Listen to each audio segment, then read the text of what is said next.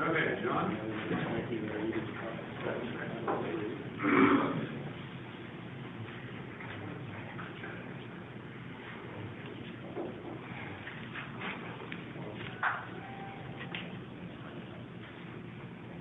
Okay, what I'd like to do over the next few minutes is provide an update, an elephant transfer status update for members of the Board of Management. The purpose of this memorandum is to provide the board members with the current status as it relates to the elephant transfer for Ringa Boca Sika from the Toronto Zoo to P.A.W.S in Northern California. The Toronto Zoo has been and continues to be committed to following the City of Toronto Council and the Toronto Zoo Board of Management's directive for the safe and humane transfer of all three elephants to P.A.W.S, complying with all applicable laws and standards, and to undertake due diligence prior to any transfer of the elephants to P.A.W.S. The Toronto Zoo and P.A.W.S have entered into a legal agreement that also sets out their respective obligations. Let me get into the current status. There are a number of complexities involved with transferring three elephants over an international border and the associated technical, for example, permits, crates, training, transportation plan, health records, etc. Elements that a privately owned and operated sanctuary and a public institution, the Toronto Zoo, need to coordinate as part of due diligence. In partnership with P.A.W.S, with the P.A.W.S team, we have achieved a number of key components necessary for the move. Please refer to the attachment. We'll get to that in a second. There are several outstanding items to complete the transaction, along with new information that we are now aware of that may impact the health of our elephants at the P.A.W.S sanctuary. If you go to your first attachment, which is key dates, and I'd like to go through these briefly. So, key dates. Over the last 11 months, we've been working with P.A.W.S along the lines of the key elements and components that are important to the transfer. So, let me begin with December 6, 2011, almost 11 months ago. The Toronto Zoo submitted the application for sighting export permits for the three elephants to Environment Canada. On December 18th and 19th, 5 Toronto Zoo staff made a site visit to P.A.W.S. February 19th, a legal agreement was finalized between the city, between Toronto City Legal and the P.A.W.S lawyers. The agreement signed by both parties. That was February 9th. On February 27th, P.A.W.S first crate arrived and is put in place to start training. On the 14th of March, of P.A.W.S staff made a site visit to the Toronto Zoo. Medical records for the 3 Toronto Zoo elephants were provided, and Dr. Guy, who's the P.A.W.S representative veterinarian, was shown the Ringa foot x-rays at the time. On March 14th, 2012, blood draws were completed with 3 elephants, Toronto elephants. Stack pack tests were performed by P.A.W.S veterinarian, and all Toronto Zoo elephants were negative for TB. 23rd of March, P.A.W.S announces via media that Bob Barker will pay to fly the 3 Toronto elephants to the P.A.W.S sanctuary. 28th of March, Toronto Zoo elephant trunk washes cultures are back from the lab, and the results are all negative for TB. On April 27th, a couple of weeks or months after the first crate arrived, the transporter, who is contracted by P.A.W.S, brings 2 additional crates and are unloaded at the lower zoo elephant paddock, and elephant crate training is ongoing with those 2 additional additional crates. On the 25th of April, Toronto Zoo staff contacted the P.A.W.S transporter and informed him that the 2 additional crates are too short for the Toronto Zoo elephants and need modifications. On June 20th, Dr. Crawshaw and Dr. Bill Rapley met with the Zoo Check lawyer and Zoo Check and P.A.W.S representative Julie Woodyear to review the P.A.W.S medical records. No copying was permitted, although copies of several records were requested by the Toronto Zoo staff. None of these records have been supplied. Handwritten notes were taken as much as possible with the time frame allowed. Many of the records were not up to date, from 2011. On July 27th, another meeting, which included Dr. Crawshaw, myself, Dr. Rapley, 2 city legal representatives, met with the Zoo Check lawyer and Julie Woodyear to discuss several outstanding issues, including transportation, permits, health records, freight, etc. Additional but limited health records were made available under the same protocols as the previous meeting. A conference call took place with Dr. Crawshaw, Dr. Rapley, and Dr. Guy during this meeting. August 23rd, blood samples taken from the 3 Toronto elephants for pre-shipment testing as per request by P.A.W.S were provided.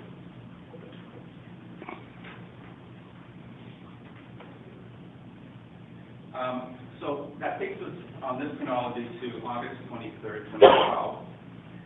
What I'm about to outline in the next couple of minutes is dated as of September 18th, 2012. So all of the recent information in the last 10 days. In terms of, and the key areas that we're focusing on that are really critical to this update are permits, final transportation plan, crates and training, medical and health records are the sort of the main areas that we're currently focused and working with P.A.W.S on. In terms of permits, P.A.W.S is, and this is borne out in the legal agreement as well. P.A.W.S is responsible for obtaining the required permits to import the elephant into the USA. The Toronto Zoo is responsible for the export permit from Canada. The Toronto Zoo, as I mentioned earlier, applied for the export permit on December 6, 2011, and Environment Canada has been then prepared to issue the permit as soon as they receive confirmation of the U.S. import permit. On September 18th, just a week and a bit ago, the Toronto Zoo was advised that all required import permits had been obtained, and P.A.W.S provided a copy of the final import permit, and that's here in your attachment. You can see that's one of the key permits that was outstanding and dated received September 18th. The permit was apparently issued on the document July 26, 2012, and it will also expire October 1st, 2012, which is next week. This is the first time we were made aware of the issuance of this final import permit. The Toronto Zoo took this information and forwarded on September 19th, that day, to Environment Canada so that the export permit can be issued. As we speak, it's with Environment Canada. I'd like to move to the next element here, final transportation plan.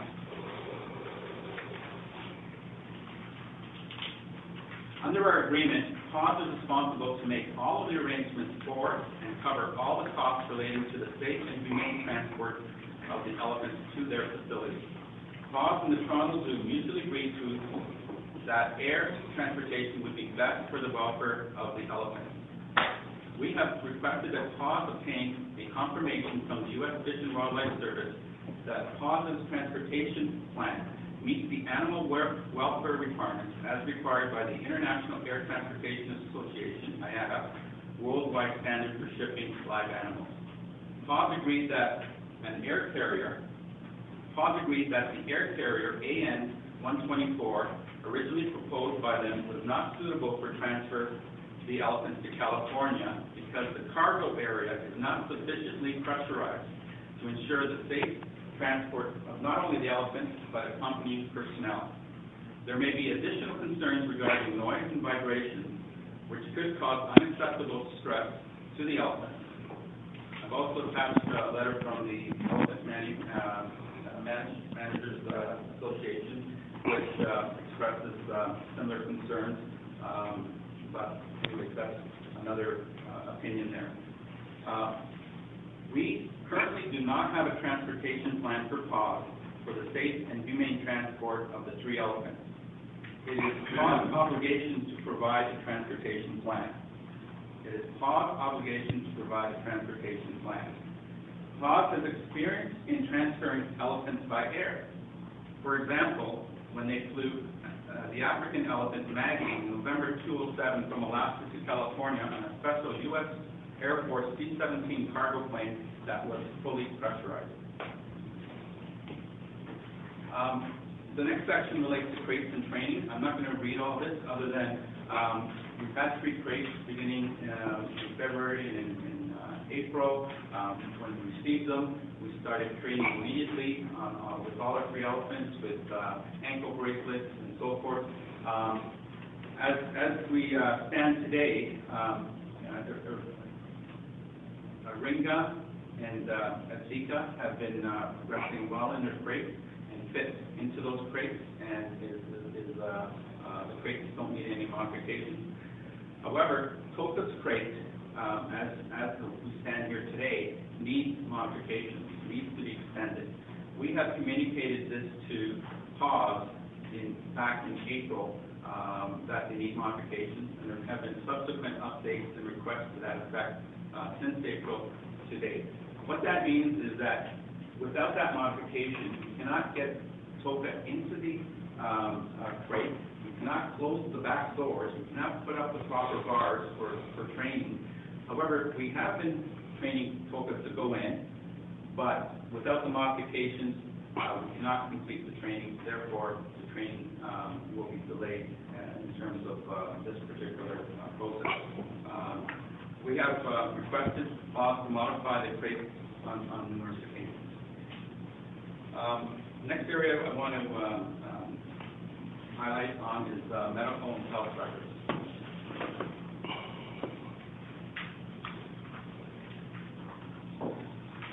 The due diligence process is ongoing between our experienced qualified senior veterinarians and P.A.W.S representatives.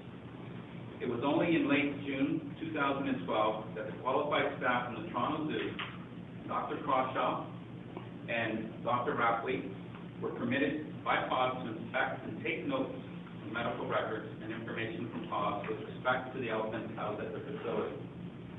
There are some public accounts that point to the presence of tuberculosis in the elephants at P.A.W.S.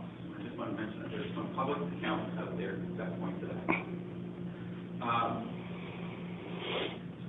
And what I'm going to refer to is there's more attachments here that reflect the public accounts. These were provided to the zoo through Freedom of Information.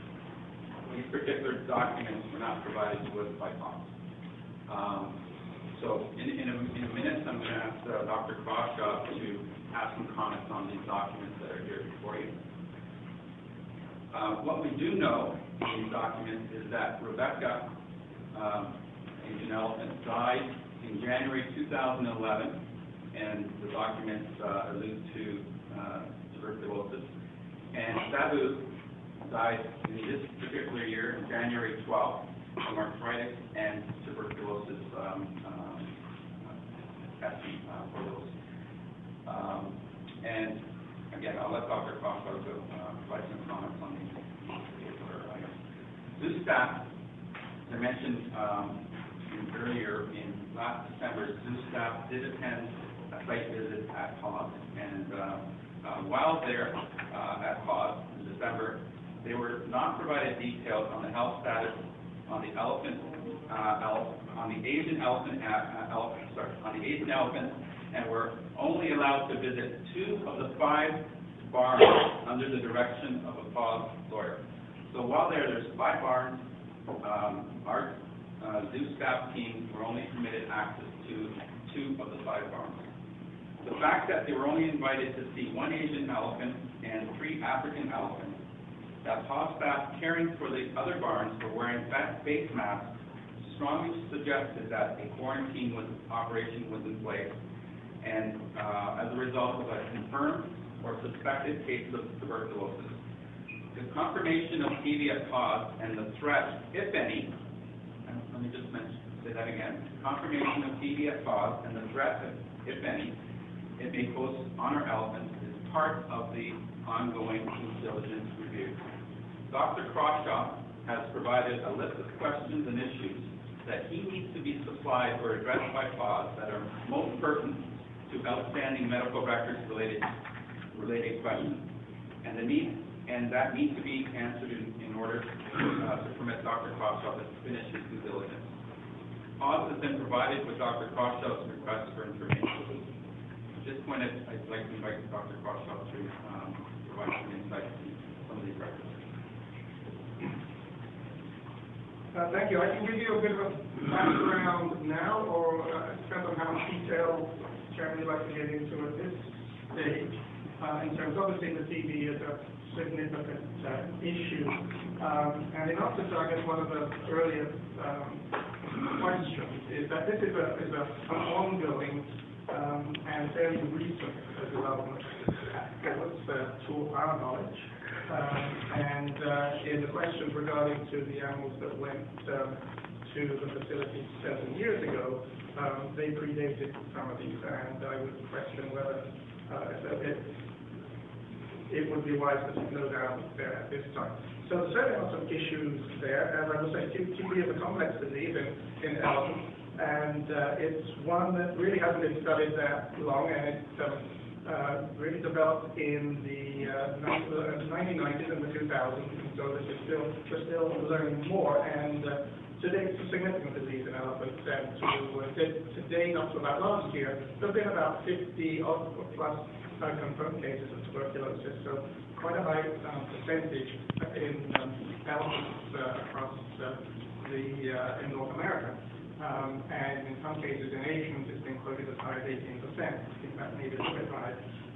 So some of the evidence that has been brought to light through meetings reports and elsewhere have shown that, as I think was stated previously, 2 animals died of or from tuberculosis at P.A.W.S within the last year, so year and a half since, and this was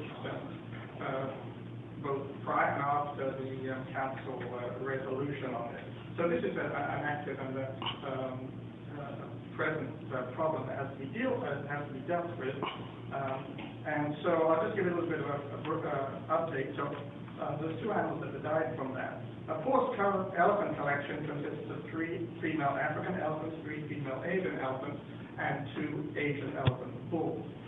So as you know, 1 female Asian elephant previously died in 2011, and she did live with the Asian elephant cows that are there presently. And of the 3 bulls that were living there at the time we went, there's 2 remaining, and they also they are kept separately, but not completely isolated. There is, through the control of tuberculosis in the United States is a lot further along, I guess, than it is in Canada. There is the United States Department of Agriculture is responsible and has some oversight into the control of the disease there. So there's different ways of diagnosing tuberculosis, but it's not an easy disease to diagnose, and the gold standard, if you like, is to actually culture the organisms from either secretions from a living animal or from tissues from the dead animal. So the 2 animals that died, the organism was cultured as clear-cut evidence of a case. The other way, and this is again a developing science, that we monitor animals that could be infected with tuberculosis is through blood testing and through what's known as trunk washing. That is culture the organisms from secretions from the nose. So as far as the existing animals that are there now, there is public evidence that the Asian cows are positive by means of a blood test, as well as some evidence that one of the existing cows is also maybe a positive by culture. So in other words, that would be an active case. So certainly, that was the second issue. Of course, they've certainly got a problem on their hands, and it's something that they both want to have to deal with. The African elephants, to our knowledge, at this stage, the public information are not infected, but there is a still problem there. Historically, some of the African elephants living in forests have lived in the past with animals that have been shown to have or have subsequently died of tuberculosis. And TB in elephants, or in any animal in human, is a very long and drawn-out disease with a long incubation period, even more so in elephants.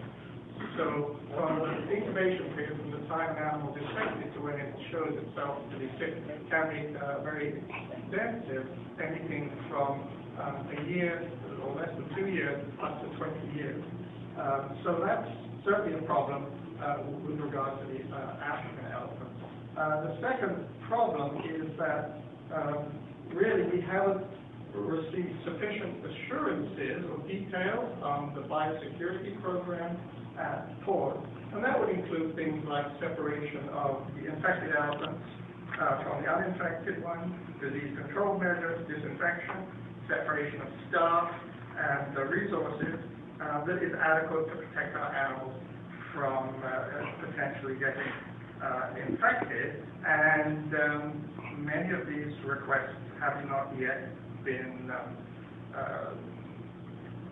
given to us.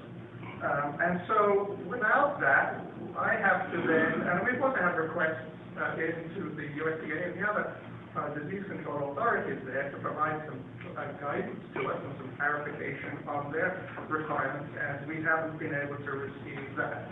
So as a result, I'm then left to go to get my information, and I will quite gladly say that we haven't seen tuberculosis in our elephants, thankfully, here. And it has not been a problem here. So in talking to other experts in the field, in talking, going to the scientific literature, and to go into other documents supplied by USDA and other agencies, show that in other situations where there have been cases of TB in elephant collections, tuberculosis has in fact spread from elephants to other animals in the facilities at considerable distances away, and the mode of transmission has not been found out. But there have been several well-documented and published cases of TB being spread to other animals in the facility. So that certainly is really a big issue for us. In fact, the USDA in another similar case have suggested that 1,000 feet separation is not adequate to protect animals. So it's hard to quantify the risks to the zoo elephants, our own elephants going there without the supporting documentation and discussion, and that's why you can appreciate the frustration that the zoo staff has had here. We wanted to get this sorted out. But as a professional, as a veterinarian who's been responsible for these animals in 30 years since I've been here, and they've been here longer than I have, certainly I feel I have a responsibility to make sure that they go to a place where they are as safe as possible. And beyond that, it's obviously as mentioned in the legal agreement. So I'd certainly be happy to answer any questions on this. Sorry, I just want to wrap up. Yeah.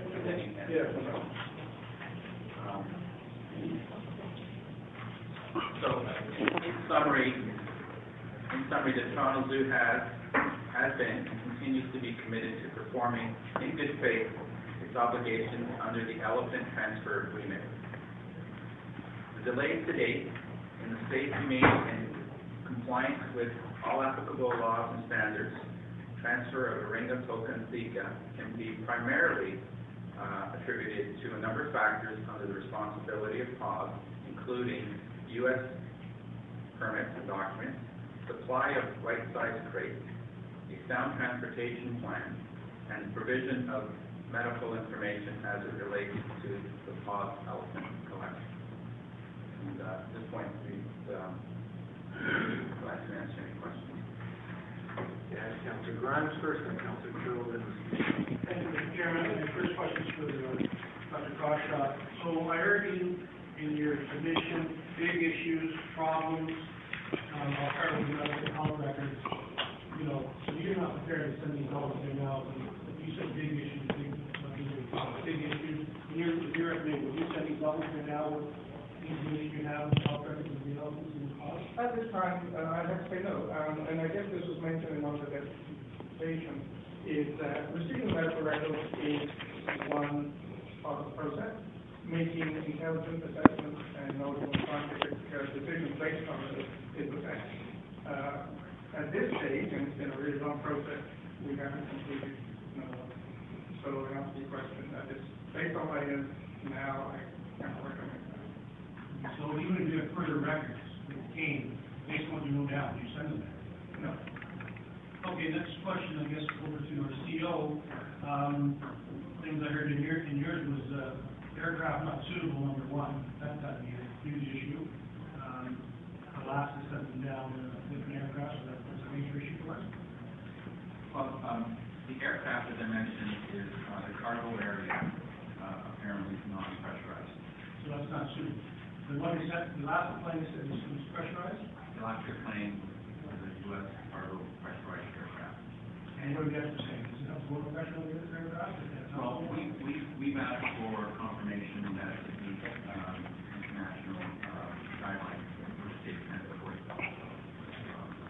animals, and yes, to see that. At the same time, we received, again, through people that have submitted information, like the Elephant Managers Association, who presumably work with elephants and transporting elephants across North America, in particular states, has expressed some concerns around non-pressurized aircraft and noise vibration and a few other elements there. So when that's brought to our attention, it's incumbent on us to sort of find some confirmation that in fact is a key concern. So at this point, in some of the, one of the meetings with P.A.W.S, the representatives and our staff and legal, it was agreed that non-pressurized aircraft was not probably the best way to go at this point. The other one was the crate modifications. One of the elements for the crate doesn't fit in the crate. I have actually my Christy Long, who's the supervisor for details on working knowledge since day one on crate training and new practice compete. So the crate modification, one of these does not fit into the... Yeah, the crate is actually too small, in our opinion, for Toga. We've had some issues with crate modifications that needed to take place. It's been a little frustrating trying to get the elephants prepared. Is this a minor issue? Is this a major issue? Is this... We have already had a Ringus crate modified and extended, and all it would take is to match exactly what was done with the Ringus crate. But the way it exists now, this crate exists now, is this a major problem for Mr. Transport this elephant? Yes, because we feel that the crate is too small for it. So absolutely. Great. So it actually stalled us in their training when it's done. Great. So the question to Mr. Cohen, you're relying on your staff here, I guess. So your recommendation at this point now is doing due diligence, so a lot of things are done. Your recommendation now is not to move the office? The purpose of this discussion is to provide an elephant transfer status update. And clearly outlined here that we've been working on this over the months, but there are a couple of key components that will prevent the movement of the elephant in the short term. So these key components, in your mind, are these major, minor, or are these major issues? The permits, as I mentioned, received one last week, will expire October 1st. But even if that permit was valid, we have no final signed off transportation plan for the safe and humane transport of the elephant. So even if we had a permit, we couldn't fly them So that's important. If you heard about the crate and training, it's not modified, we can't complete the training, we can't transport the elephants because the crates aren't suitable. And then the other key area is the medical records and completing the due diligence, relying heavily on our experienced 30-plus years veterinarian on this to get his assessment on whether he's got enough information. And you put that all together, this forms the update, and it's incumbent for me to bring this information to the board.